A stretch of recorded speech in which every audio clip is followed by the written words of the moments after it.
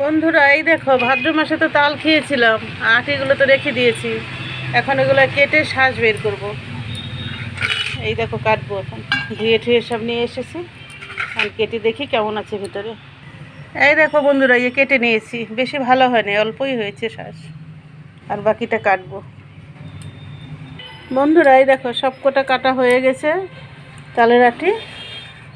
আর এই যে শাঁসগুলো বের করে নেওয়া হয়ে গেছে। দেখো, অনেকগুলোই হয়েছে। 8-9টা ছিল তো তাহলে ঠিক সব কটাই কেটেছে। আর 3টা যারা আসে না, এরকম তো এরকম আসে নাই, তাই 3টাকে আনি নাই, ফেলে দিয়ে এসছি। আর এই সব কটাকে এনে ধুয়ে কেটে নিয়েছি।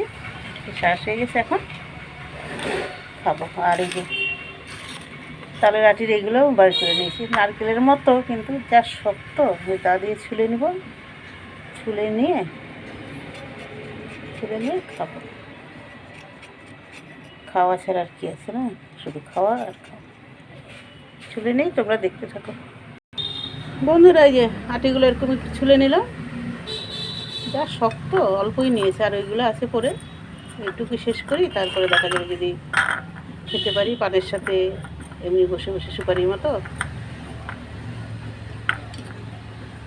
ভিডিওটা তাহলে এখানেই রাখছি। ভালো থেকো, সুস্থ থেকো, সাবধানে থেকো।